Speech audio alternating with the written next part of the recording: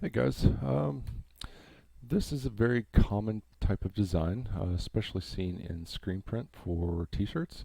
I do something very similar to this at least once a week, if not more, and I'll show you exactly how easy it is to pull off.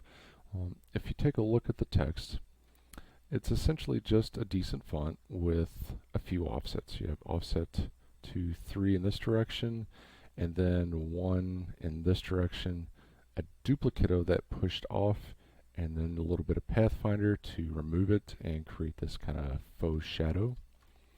And we'll recreate that real quick. It's actually not that hard. So let's grab some text. I've chosen a letterhead font style, which works pretty well here. Oop. Let's use the free transform and we'll skew it a little bit.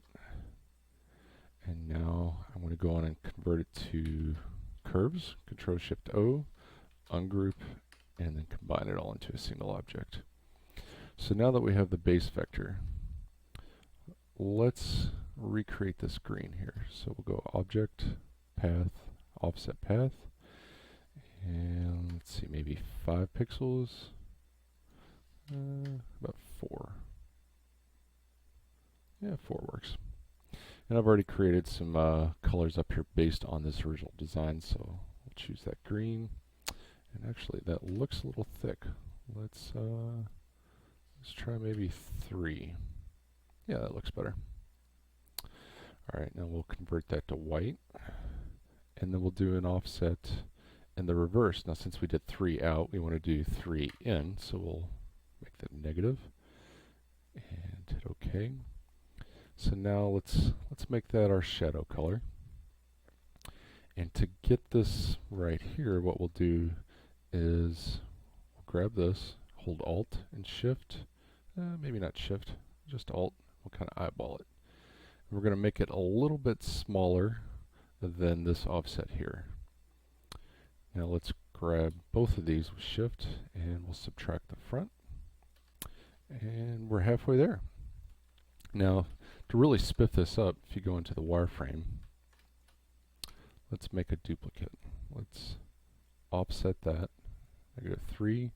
We'll make that blue so it stands out. You can grab your direct selection tool here and make sure that Smart Guides is turned on.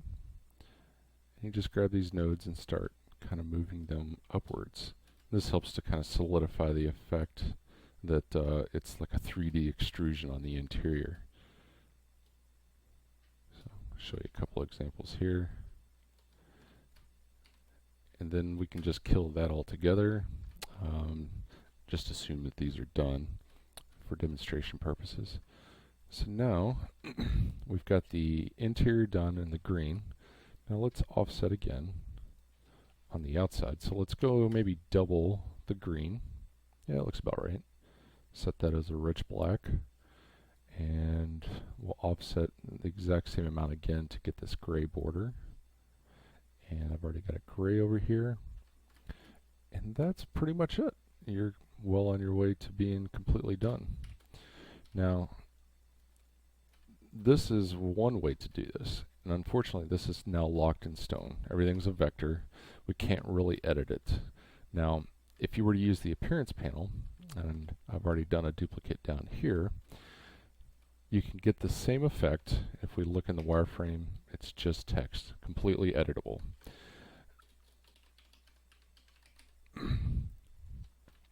Go back, and now that text is updated. What you'll need to do is, it's essentially just a bunch of fills. Let me pull some of this out of the way so we can kind of see this better. Just a bunch of fills, and each fill has a little bit of an offset. Essentially the exact same thing we did here, except they're all done through the effects panel here in the appearance. Now the beauty of this is, you know, for example, you're going to use this design many times. You're going to do this with different types of text over and over and over again. So you set it up once, then you come to your graphic styles, you hit new, and now it's saved as a graphic style very similar to what you could do in Photoshop. And we could apply this to any text, even if we were to, for example, change the font, select this, click that. And now everything that you've done here is now applied to everything else. It comes in handy quite a bit if you're going to reproduce this effect over and over again. But that's essentially it. Now as for the original question of the post, I find that making the shadow a little bit smaller on the interior than the offset is, the proportion looks a lot better. If you were to go much further than that, and I'll show you here, offset path, we'll say -4. Now we're really pushing in pretty far. Let's go even further, go 5. And then we were to duplicate this over, subtract it, set that to gray. It doesn't look as good in my opinion. I think it looks kind of crowded, as though that text has just completely been knocked away. So keep that shadow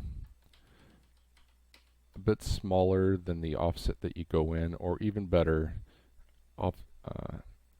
offset from the original text and then use this as your shadow so that your text starts out thicker already. But yeah, there you go. Hope this helps.